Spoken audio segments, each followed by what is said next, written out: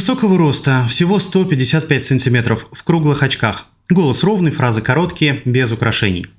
Про него говорили, если эссер Харель спросил «ты уверен?», значит он проверил уже трижды, а теперь проверяет тебя на прочность. Пуританин в быту, бескомпромиссный в работе. За самоотверженный труд на ферме его когда-то прозвали «стахановец», а за стиль управления – «человек без пауз». Решения принимались быстро, но только после того, как все было разложено по полочкам. В этом и парадокс его жизни. 15 лет он был человеком номер 2 в стране. Подчинялся только руководителю государства и руководил службами безопасности. И при этом оставался тенью. Его задача, чтобы все работало и чтобы о нем не говорили. Зато о делах, которые он запускал, слышал весь мир. Если вы не живете в Израиле, имя эссера Хареля может ничего и не сказать. Но вы наверняка слышали историю, в которой нацистского преступника находят на другом конце света и доставляют в Иерусалим. Или другую, когда в Каире вдруг перестали улыбаться немецкие инженеры, строившие ракеты. Сегодня путь человека, который из подпольщика стал архитектором безопасности молодой страны. Мы пройдем его дорогу от Витебской и латвийской фермы до кабинета, где решали, что новой разведке нужны секретность, деньги и чтобы не мешали. Будем говорить спокойно, без сенсационных интонаций. Это будет история, похожая на художественный фильм, только правдивая. Давайте познакомимся. Меня зовут Алексей, я журналист. В Израиле я работаю в структуре, которая занимается открытой интернет-разведкой и сотрудничает с оборонным ведомством. Моя работа не в секретности, а в методе. Как соединять фрагменты фактов в цельную картину. Мы опираемся на открытые источники. Архивы, книги, стенограммы, мемуары, интервью специалистов. Когда выкладываешь события на временную шкалу, внезапно возникает драматургия, которую не придумаешь. Именно поэтому формат рассказа подходит лучше всего. Факты остаются фактами, а последовательность превращает их в путь. И сегодня такая шкала. От первых шагов Изи Гальперина, так звали будущего эссера Хареля в детстве, до момента, когда маленькая по численности служба научилась решать задачи целой страны. Если вам покажется, что так не бывает, помните, в истории Израиля многое звучит невероятно, но именно так и было.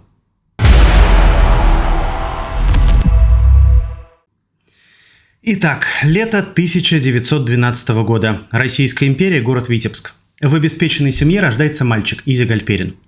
По отцовской линии религиозные ученые, отсюда привычка к дисциплине и учебе. По материнской – предприниматели, в анамнезе уксусные заводы и практическая хватка. Дом, где говорят на нескольких языках, спорят о правильном и полезном и всегда помнят про ответственность. Витебск начала века – это мост между местечком и Европой. Синагоги, ремесленные мастерские, гимназии, ярмарки, газеты, в которых обсуждают не только цены на муку и керосин, но и большую политику. Такой город воспитывает полезную привычку смотреть дальше собственного двора, держать в голове и текст, и контекст.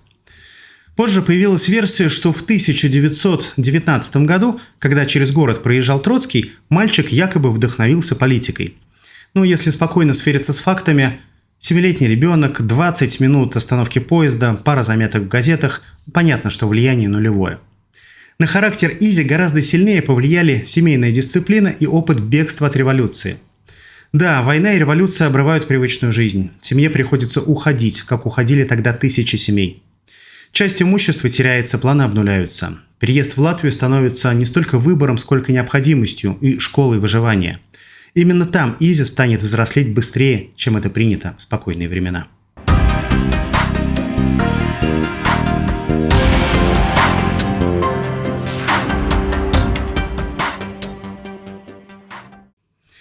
Латвия – спасительный берег. Школа, новый язык, работа, которая не выбирает погоды. Юношеские годы Изи – ферма под Ригой. Ранние подъемы, влажный воздух, тяжелые корзины, сезонные заработки, где каждый час на счету. Никакой романтики. Зато понятно, что такое ответственность. Если не сделал, весь участок встал. Ну и денег не получил. Там же молодой человек вступает в ряды Хашамер Хацаир. Левое сионистское молодежное движение. По духу это скаутская дисциплина и коллективная жизнь, ориентированная на кибуц. Караулы, хозяйственные дежурства, обсуждение статей, спортивная подготовка. Здесь не готовят героев-одиночек, здесь готовят людей, которые умеют делать свою часть работы и доверять соседу. Кстати, именно на ферме, где Израиль Гальперин заработал первые деньги, он получил и первое прозвище – «Стахановец». Не из-за плакатной риторики, а из-за реальной выносливости. «Этот парень может работать без остановки», — говорили о нем соседи по смене. Позже это перейдет в его управленческий стиль. Короткая команда, короткий отчет и никаких лишних разговоров. В этой же среде Изя впервые встречается не просто с идеей переезда в Палестину, а с конкретным планом – работать, строить, защищать. Идея не останется лозунгом, она превращается в набор шагов, где заработать на дорогу, как добраться, что понадобится в пути. Поездка в каком-то смысле романтичная, но требует хорошей подготовки.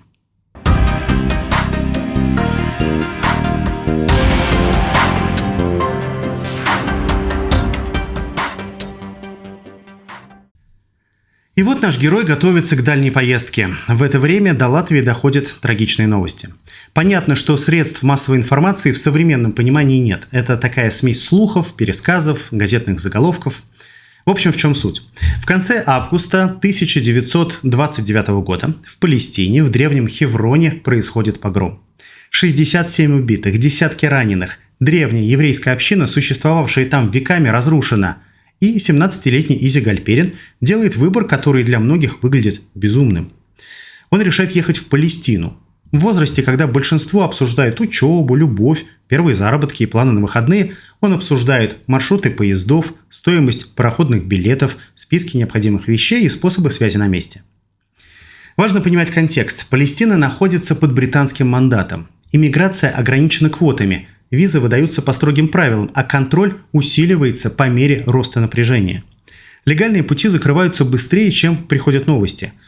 Но для будущего начальника разведки это первый взрослый тест. Не отменять цель из-за препятствий, а спокойно составить план.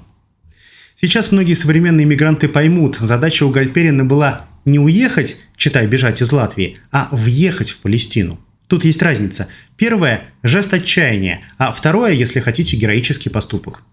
Но он, конечно, требует качественной подготовки. И молодой человек начинает активнее себя вести в Хашумер Хацаир. Готовится к кибуцной жизни, больше работать, чтобы собрать деньги на дорогу, договаривается с товарищами о совместном маршруте. Ну и надо пройти что-то вроде инициации во взрослую жизнь. Нарушить закон.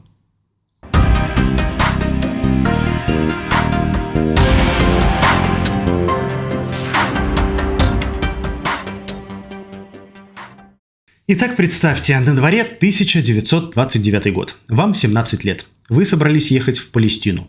Что нужно сделать первым делом? Правильно, подделать документы. Палестиной управляют британские власти, и визу на въезд выдают только с 18 лет. А времени, как вы понимаете, ждать нету. Горячее сердце зовет защищать братьев, попавших в беду. Благо, высоких технологий еще нет, и записаться под новым именем, приписав себе годик, не составляет большого труда. Вот тут Изя Гальперин и становится юридически, хотя, конечно, и с некоторыми оговорками, эсером Харелем. Чтобы получить визу, ему пришлось состарить себя на бумаге, прибавив год, а заодно и поменять имя. Важная деталь, к этому моменту он уже прошел школу Хашумер Хацаир. Там привычка к дисциплине, к ранним подъемам и к коллективной ответственности превращается в характер. Там прививают мысль, что зажигательные речи – это, конечно, хорошо, но герой – это тот, кто вовремя сделал свою часть работы. Эта простая формула потом ляжет в основу управленческого подхода Хареля. Отдельная тема – подготовка к дороге. В 30-е годы это не туризм, это цепочка неизвестных. Где купить билет, где переночевать в Милане, на каком пароходе выйти из Генуи, как пройти досмотр в Яффе или Хайфе, если контроль ужесточат. А забегая вперед, его ужесточат. Нужны деньги на непредвиденные расходы, еда, которая не испортится, и в случае молодых курьеров, через несколько минут объясню, при чем тут курьеры, груз, который должен оказаться на берегу. Молодежная организация помогала практикой. Людей учили не только переносить тяжелые вещи, но и думать как взрослые. Список контактов на месте, адрес кибуца, с которым согласована помощь, кодовые фразы, если связь сорвется. Речь не о тайных операциях, речь о выживании и о том, как из разрозненных усилий собрать что-то похожее на систему. Важный штрих к портрету. Эсер Харель уже тогда не ломился в дверь лбом. Он искал лазейку. Находил, а потом можно работать. По сути, это такой способ думать. Любую систему можно понять, а поняв, обойти ее. Препятствие законно или, по крайней мере, с минимальными рисками. Позже в карьере это превратится в правило. Итак, у нас на руках молодой человек с новым именем, с характером, отточенным фермерским трудом и дисциплиной кибуцного кружка, собранными деньгами и маршрутом через пол Европы. У него есть цель, и он умеет разбивать ее на шаги. Дальше дорога. Но это уже следующая часть истории.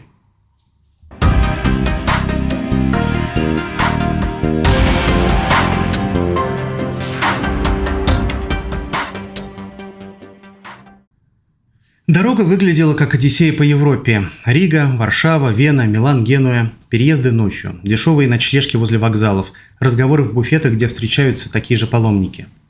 Каждый город как ступенька, которую нельзя перепрыгнуть. Сначала билеты, потом багаж, потом справки, потом снова билеты. Дальше пароход на Левант. Это общее название стран восточной части Средиземного моря. Яффа или Хайфа в зависимости от рейса и погоды. В то время путешествия не были похожи на романтические открытки. На палубе теснота и усталость. Внизу качка и отсутствие элементарных удобств. Кого-то укачивает, кто-то простыл, у кого-то морская болезнь. Неприятное путешествие, особенно по современным меркам. Но все это ради цели – добраться и помочь своим. Именно чтобы помочь, Харель, не только, конечно, он, многие другие путешественники становятся незаконными курьерами. У них с собой оружие, которое им выдали еще, как бы теперь сказали, в стране исхода. И тут важно понимать простую, но жесткую логику курьера. То, что можно потерять, обязательно потеряется. Иногда сознательно. Лишний риск все-таки. То, что могут найти, скорее всего, найдут, пусть и случайно. Поэтому многие выбрасывали оружие за борт, за день до входа в порт. Элементарная и понятная предосторожность. Но и сэр Харель рассуждает иначе. Если цель вооружить тех, кто ждет на берегу, значит оружие должно оказаться на берегу. Он разбирает пистолет, прячет детали в такой мякиш каравая и ювелирно все запечатывает обратно. Прием старый, как и сама контрабанда, но действенный. Главное играть роль человека, у которого нет роли. Не смотреть на свои вещи, не суетиться, не задерживаться там, где не надо. Британский досмотр – это холодный, утомительный конвейер, и если подойти к нему с таких же позиций, то систему вполне можно взломать. Харель успешно проходит досмотр. На прилично потяжелевший каравай никто не обращает внимания. Вроде бы задача выполнена. Но мы все живые люди. Да, есть идеи, есть мечта, но какие-то бытовые вещи никто не отменял. Надо что-то есть, где-то жить. В общем, нужна работа. И здесь на помощь приходят стахановские навыки, полученные в Риге. В 30-е годы палестинский апельсин – это бренд, который узнают на рынках Европы. Сбор, сортировка, упаковка, погрузка – очень тяжелый труд. Жара, малярия, отсутствие воды, песчаные бури, опасные насекомые – адская работенка. Но в то же время это понятный конвейер, где каждый знает, что делать. И Харель с его таким несколько механическим подходом к жизни быстро поднимается. Не потому, что у него связи, а потому, что он привносит порядок. Ящики стоят ровно, накладные не путаются, спорные вопросы решаются до того, как станут проблемой. Такая аккуратность ценится в любом деле, от склада до разведки. Харель становится семьянином. Я чуть позже расскажу в одной из самых необычных пар на Ближнем Востоке. В общем, есть ощущение, что жизнь начинает укладываться в колею. Дом, работа, привычные лица, планы на сезон. Казалось бы, вот оно, то, к чему все стремятся. Деньги, семья, жизнь налажена. Но, как мы помним, Харель любил видеть всю картину в целом. И она складывалась так себе. Гитлер уже пришел к власти в Германии. Принимаются ужасающие расовые законы. В кибуцах и рабочих артелях разговаривают не только о доходности урожая, но и о том, что будет, если война доберется до Ближнего Востока. Такое развитие событий уже не кажется чем-то нереальным. И уж если Харель уехал из Латвии в Палестину, чтобы помочь своим, то бросить успешный бизнес точно не проблема. И сэр Харель оставляет доходные апельсины и идет туда, где, как ему кажется, он нужнее – в армию, которая пока еще чужая, но все-таки враг общий. Он записывается добровольцем в британские части. Логика проста. Если завтра придется оборонять дом, лучше научиться этому сегодня. Уже после его смерти в 2003 году известный американский дипломат Генри Киссинджер сказал: «Без этого человека, которого все боялись, но мало кто знал в лицо, не говоря уже о его душе, Израиль бы не появился и не смог бы выжить».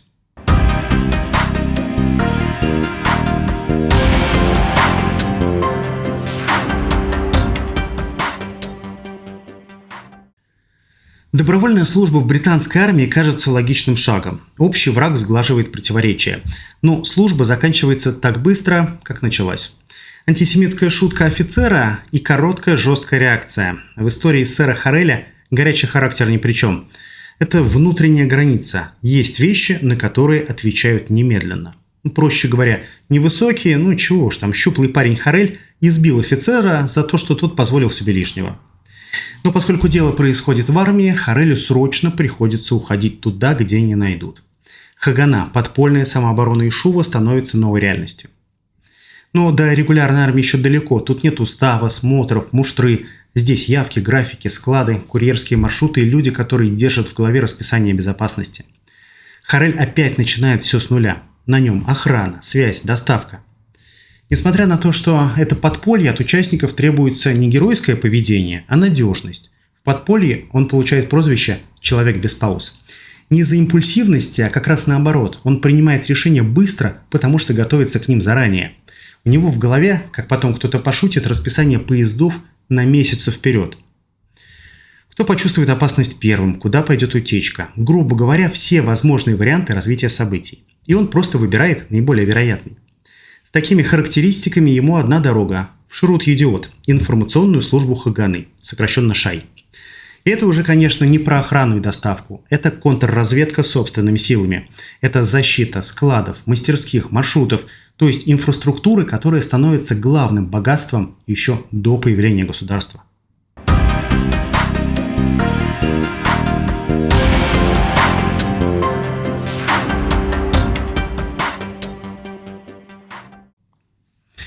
ШАЙ – это не романтика тайных явок, это ремесло ежедневной безопасности. Функций много, но их можно описать просто.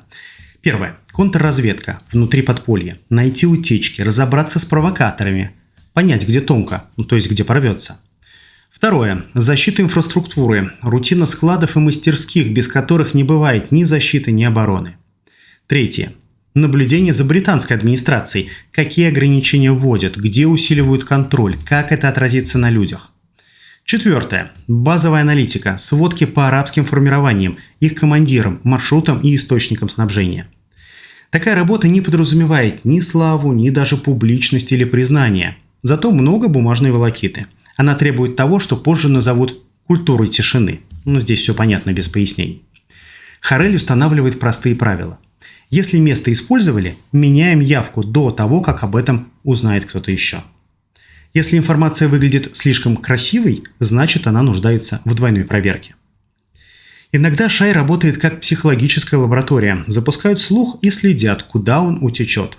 Сейчас подобные приемы используют в социальных сетях. Запускают информацию и смотрят, как она живет и развивается, чтобы при необходимости запустить важную дезу. А тогда при Хареле такая маршрутизация слухов помогала вычислить тех, кто ошибся сознательно. Или нет. Это самая неблагодарная часть работы – следить за своими. Но именно благодаря ей удается сделать всю систему максимально устойчивой, потому что впереди будут удары посильнее, чем болтливый шпион. –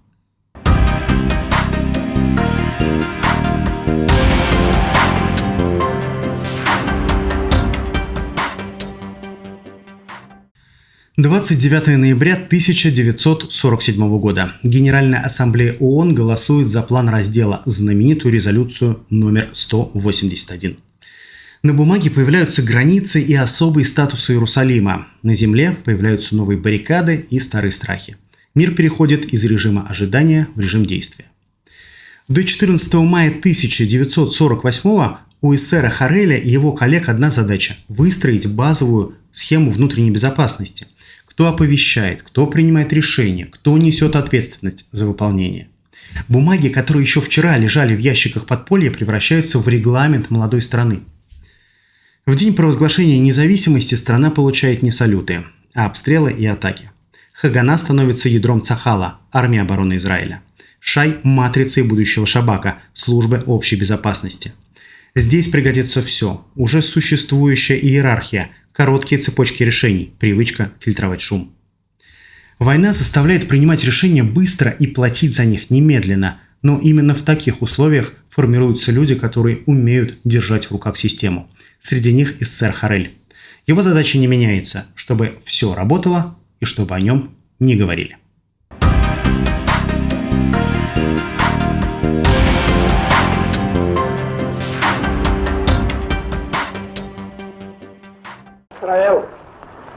אשר אושרה בקריאה ראשונה על ידי מועצת העם. בארץ ישראל קם העם היהודי. После 14 мая все, что было тайным вчера, должно стать легальным сегодня. Из Шай рождается Шабак, служба общей безопасности. Его задача – защитить страну изнутри, не лозунгами, а процедурами. Это звучит скучно, но именно процедуры спасают, когда начинается хаос. Первые годы Шабак – это ремесло ежедневной безопасности, контрразведка, поиск вражеских резидентур и спящих внутри страны. Антитеррор, предотвращение диверсий, защита воды, электричества, складов. Фильтрация информации, отделять слух от факта, срочное от «может быть». Режим секретности, кто имеет допуск, как хранится бумага, как уничтожаются черновики. СССР Харель вводит короткую иерархию. Грубо говоря, нет большой цепочки начальников и персональную ответственность. Запросы должны приходить в одну точку и решения выходить из одной точки. Дело не в попытке тотального контроля, а в возможности исключить испарение ответственности и сделать так, чтобы система держала удар. Хареля называют «маленьким Иссером». В отличие от другого руководителя, тоже по имени Иссер, Иссер Биери, он отвечал за военную разведку в соседнем крыле. Чтобы их не путать, одного звали маленький, другого большой. Наверное, Росс сыграл свою роль в получении прозвища, но есть подозрение, что называли Иссера маленьким только за глаза. Помните британского офицера, который тоже неудачно пошутил при Хареле? В эти годы уже начинает формироваться внешний контур, будущий Моссад, но об этом позже. Пока внутренняя безопасность, которая не допускает трещин в стене дома. Трещины появятся. И о них надо говорить отдельно, потому что именно они, как ни странно, сделают систему устойчивее.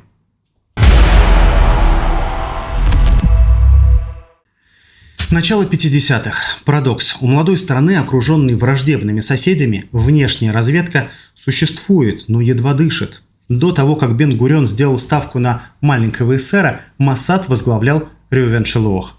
Дипломат, много сделавший для Израиля, был очень скромным и ни у кого не просил финансирования. Не просил, вот и не давали. И вот когда в 1952 году Харель приходит в качестве такого антикризисного менеджера, вся внешняя разведка Израиля – это 12 человек, ютящиеся в 3 комнатках. Архива нормального нет, бумаги навалены кучей, секретарша рыдает, зарплату не выплатили. Харель застал именно такую картину и сразу взялся наводить порядок. В первый же вечер он добился встречи с премьером. Бен-Гурион без колебаний подписал распоряжение увеличить бюджет Моссада в 10 раз. Согласитесь, неплохо для первого дня службы. Но при этом Харель услышал следующее. Помни об одном. У Моссада не может быть своих интересов. Есть только интересы государства. С этого момента у Хареля появилось то, чего редко удостаиваются разведчики. Полная свобода действий и ответственность, которую он не страшился.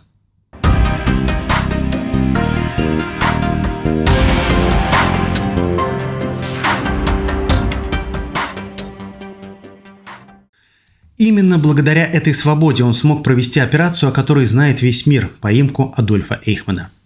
Это была не просто спецоперация, это был акт исторического возмездия. Нацист, разработавший и реализовавший окончательное решение еврейского вопроса, жил под вымышленным именем в Аргентине. Многие годы разведки разных стран не могли выследить его, а подчиненные Хареля смогли.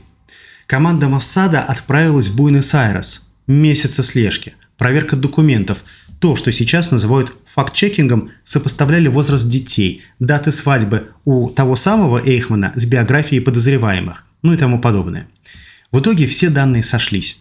Эйхмана похитили возле его дома, ввели ему снотворное, переодели в форму пилота авиакомпании «Эль-Аль», официального израильского авиаперевозчика, и в таком виде, то ли человеку плохо, то ли пьяный, вывезли спецрейсом в Израиль. Никто, ни одна спецслужба до этого не осмеливались на подобное. Это был беспрецедентный шаг. Эйхман был вывезен из страны под видом больного авиасотрудника Эль-Аль, одетого в форму и сильно накачан успокоительным. «Мы не мстим, мы возвращаем его туда, где он должен услышать приговор из уст тех, кого он хотел уничтожить», сказал тогда СССР Харель. Эта операция навсегда изменила имидж Израиля. Мир понял, с этой страной шутки плохи. Если хотите, мы можем впоследствии подробно остановиться на операции Эйхман. Там есть что рассказать, вполне можно посвятить ей целый выпуск. Настоящий шпионский детектив. Так что, если интересно, пишите в комментариях.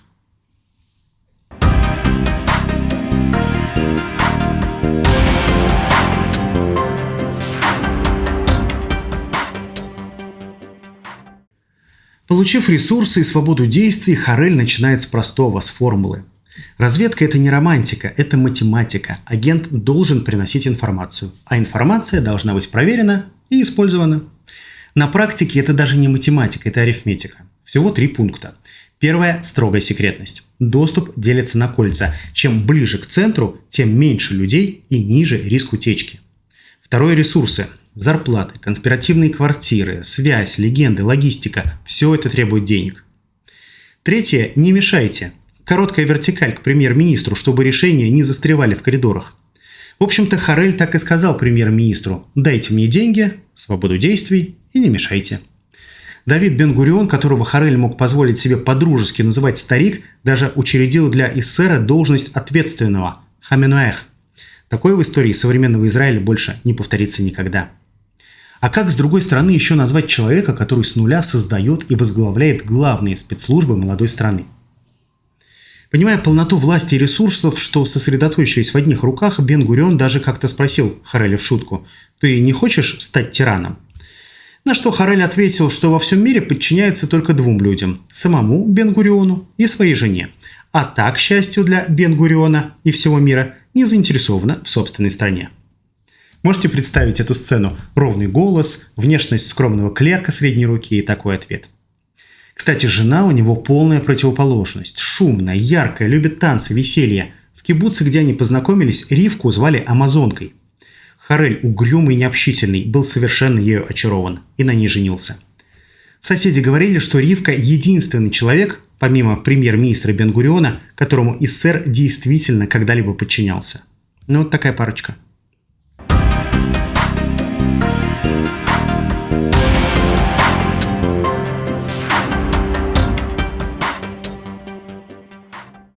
И о пуританстве Хареля. Однажды ему сообщили, что его агент в Европе завел роман.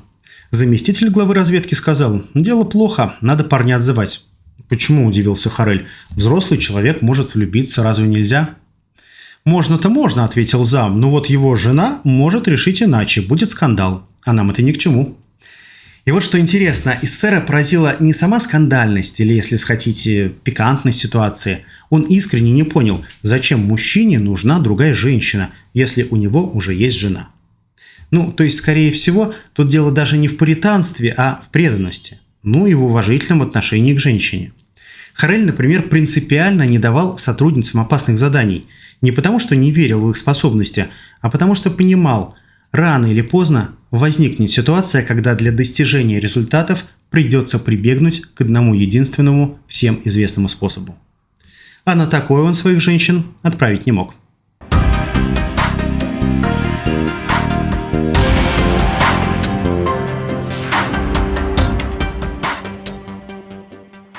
После того, как агент 001, так Хареля уже начали называть коллеги из других разведок мира, получил добро, он сделал ставку на Human Intelligence, агентурную разведку, или, проще говоря, человеческие источники.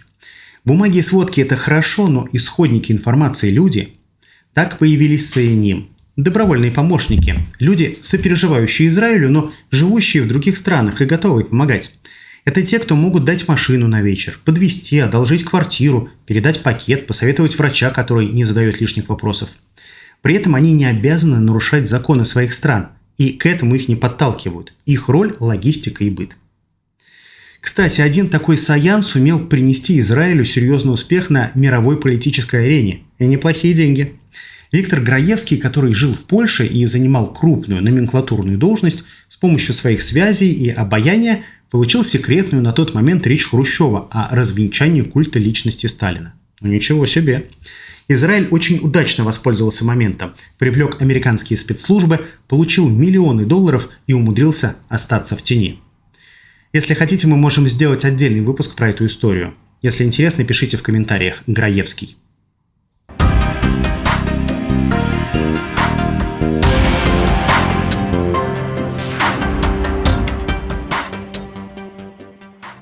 Но не всегда Харель считал, что политика и деньги важнее тех целей, которые он ставит перед собой.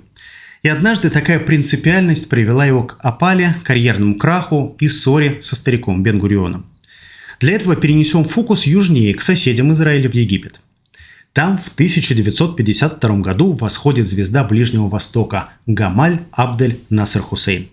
Пламенный революционер, арабский националист, он свергает короля Фарука, проводит референдум, на котором ожидаемо побеждает и становится президентом Египта. Национализирует Суэцкий канал, чему, конечно, не рады контролировавшие канал британцы, но простые египтяне рукоплещут. Объединяет под своей властью, правда ненадолго, Египет и Сирию в ОАР. После поражения в шестидневной войне с Израилем кокетливо подает в отставку, но благодарный народ уговаривает вернуться. Легко выигрывает безальтернативные выборы. В общем, собиратель арабских земель. И вот этот самоназначенный фараон, приверженец панарабизма, идеи объединения арабов Ближнего Востока, понимает, нужна объединяющая идея. А она стара как мир, что в Древнем Египте, что в Третьем Рейхе. Покажи пальцем на евреев и предложи их убить. Очень сплочающая скрепа, такой тимбилдинг в масштабах страны. Тем более и ходить далеко не надо. Вот они, буквально за углом. Только копьем уже не докинешь, надо что-нибудь повесомее. Фараон посмотрел резюме наиболее успешных кандидатов, отобрал специалистов с релевантным опытом и пригласил на работу бывших нацистских инженеров. Например, к разработке новых самолетов приступил Вилли Мессершмитт, а заниматься производством ракет пригласили Эйгена Зенгера и Вольфганга Пильца. Последний возглавил фабрику номер 333, где производились ракеты для египетской армии. А Зенгер разрабатывал ракеты с очень нескромными названиями: «Аль-Зафир» – победитель, боеголовка 500 килограммов, дальность 370 километров, «Аль-Кахир» – завоеватель, боеголовка 680 килограммов, дальность 600 километров.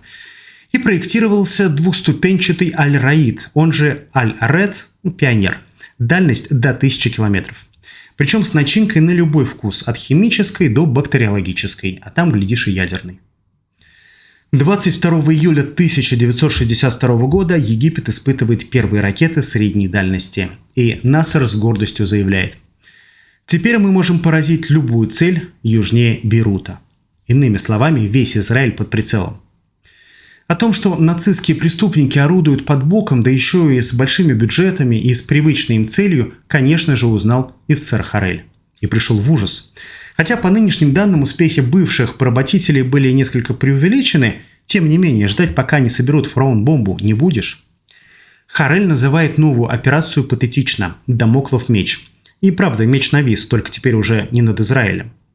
Поначалу он попытался урегулировать все мирно, обратился к своему закадычному старику Бен-Гуриону с просьбой на уровне главы правительства поговорить с канцлером ФРГ Конрадом Аденауэром.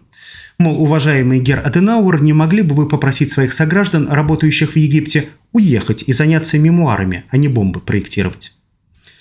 Но опять политика. Бен-Гурион не захотел идти на открытый конфликт. Тем более в разгаре были переговоры о компенсациях от ФРГ за Холокост. Деньги для молодого государства огромные и жизненно необходимые. Харель же ясно для себя решил: нельзя торговать смертью одних евреев, подвергая смертельной опасности других живых. Но частично прислушавшись к Бен-Гуриону, начальник всех разведок решил для начала убедить немецких специалистов уехать из Египта в эпистолярном жанре. Начал рассылать им письма, эдакий ближневосточный спам. Одним из первых бандероль получил некий немецкий инженер. И, наверное, подумал, что коллеги прислали документы. Открыл, прогремел взрыв. Другим немецким коллегам тоже пришли подобные весточки. Ничего не напоминает? Уже в наше время боевикам Хизбаллы, также мечтавшим уничтожить Израиль, приходили сообщения на пейджер, и тот взрывался в руках. В Моссаде умеют хранить традиции. Какую основу заложил Харель, такими методами и работают до сих пор. А тогда какие были технологии, такие письма.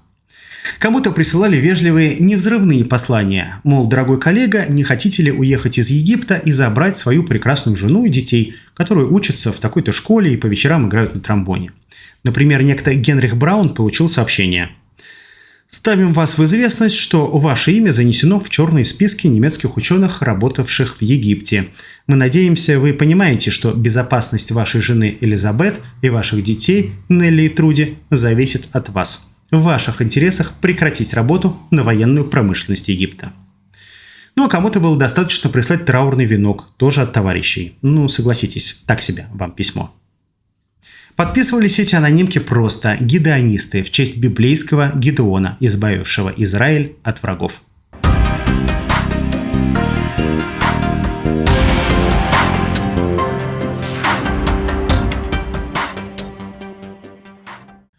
Но, к сожалению, отдача от взрывной деятельности гедонистов задела и сам Израиль. Скрылись несколько агентов, которые пытались шантажировать дочь одного из ведущих ученых. Вопреки ожиданиям, она все рассказала отцу. Разразился скандал. Германия прекращает секретные переговоры о поставках новейшего оружия Израилю. Харелю, ослушавшемуся Бен-Гуриона и действовавшему самостоятельно, приходится уйти в отставку 26 марта 1963 года. Но перед этим он успевает собрать пресс-конференцию и рассказать журналистам об истинных причинах операции «Дамоклов меч», об угрозе нацистского реванша, о том, что Израиль стоял на грани исчезновения. Запущенные политические процессы было не остановить, но Харель сумел завоевать доверие мировой общественности. За судебными процессами над израильскими шпионами продолжали следить, но теперь уже с сочувствием к Израилю. И хотя Харель лишился должности и доверия своего друга, основную задачу он выполнил, в очередной раз защитив страну от казней египетских. Эссер Харель понимает, что его выбор ударил по хрупкому равновесию. Он не пишет оправданий, он не ведет частных разъяснений. Он делает то, что умеет, принимает последствия. Жизнь после таких решений состоит из мелких, не киношных деталей. Телефон звонит реже, люди на улице здороваются иначе, иное поведение плеч, другой взгляд. Но у него не пропадает прямота. Он продолжает работать с документами, писать, встречаться с теми, кто просит совета. Без «я все-таки был прав», без подсчета очков.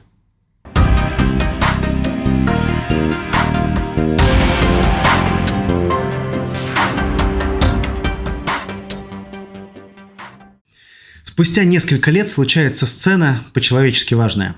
Лето 1966 года. Пола Бен-Гурион приглашает эссера Хареля в дом. Разговор, вероятно, был простой. Старые друзья могут расходиться в подходах, но не обязаны расходиться навсегда. Давид Бен-Гурион дарит фотографию и пишет на обороте: «Эссеру, защитнику чести и безопасности страны, Бен-Гурион». Да, разница во взглядах по-прежнему остается, но возвращается уважение. Истории спецслужб часто рассказывают через драму успеха или провала, но устойчивость системы возникает в том числе вот из таких эпизодов, не монументальных, домашних, когда люди, прошедшие через конфликты, не обнуляют друг друга, а оставляют место для признания. Для молодой страны это больше, чем жест. Это пример, как можно спорить и оставаться на одной стороне. После примирения эссер Харель не возвращается в кресло и не пытается. Он идет своей дорогой, советует, пишет, работает с фактами. В нем нет жажды реванша, в нем остается то, что было всегда – дисциплина, этика и готовность поставить точку, а не многоточие, когда решение принято.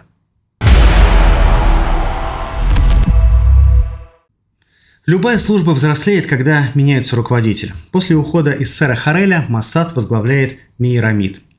Такие термины, как слом или антитеза, здесь все-таки не подойдут, но акценты сдвигаются. Школа Хареля – жесткая секретность, короткая цепочка решений, преимущество точечных действий.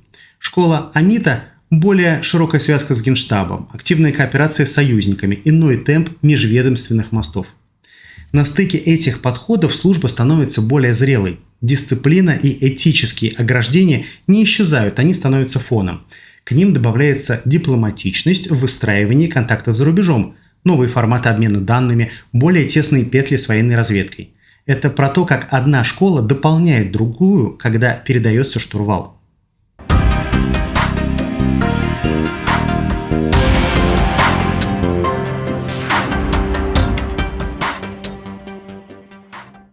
Дальше работа советником у премьера Левия Школя. Теневое управление или попытка дергать рычаги из-за спины тут ни при чем. Это сервисная роль – помогать видеть карту рисков, где каждый факт проверен, а каждый вывод аккуратно отделен от предположения. Это та же математика, только без прожекторов.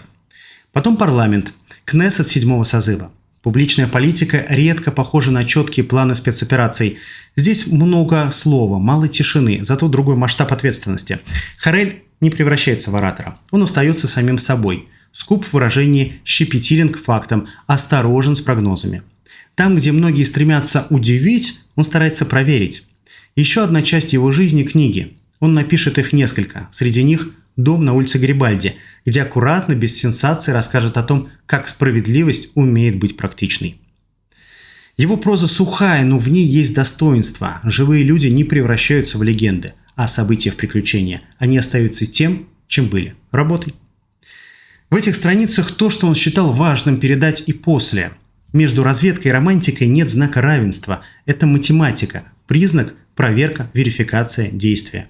Этика – это тоже инструмент. Секретность не самоцель, а защита живых людей. И последнее – герой не должен быть одиночкой. Это очередь из людей, которые вовремя сделали свою часть работы. В конце зимы 2003-го эсэр Хорель уходит. 18 февраля он скончался в 91 год. Похоронен в центре страны, которую выбрал подростком и которую всю жизнь отражал от шторма. Наверное, можно было бы сказать «красивый финал». Хотя скорее это тихая точка в той самой привычной ему строке «сделано». Мы привыкли искать в историях спецслужб секретный соус, уникальные трюки, идеальные операции, невероятные совпадения. Но в реальности устойчивость – это скучная, кропотливая работа, отделенная от эмоций и от сиюминутной славы. Эсэр Хорель жил именно так. Он не делал легенд, он делал систему. Если вы дослушали до этого места, вы уже знаете, почему о нем говорили как о человеке без пауз. Паузу он оставлял не себе, а делу. И в этом, пожалуй, главный урок. В моменты, когда хочется драматургии, полезно вернуться к математике фактов. Она иногда звучит менее эффектно, зато чаще спасает.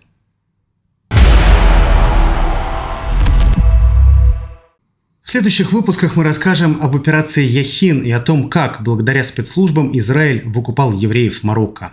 Если вам интересно, мы можем подробнее остановиться и на историях, которые сегодня прозвучали как тизеры. Как команда Хореля нашла и привезла Адольфа Эйхмана. Подробности наблюдений, юридические риски, логистика, суд. И как секретная речь о культе личности перестала быть секретом для Запада. Путь бумаги, люди, решения, последствия. Это будут истории про то, как работает терпение. Спасибо, что были с нами. Если вам важно видеть истории, где факты важнее эффектов, оставляйте комментарии, ставьте лайки, подписывайтесь. Еще увидимся.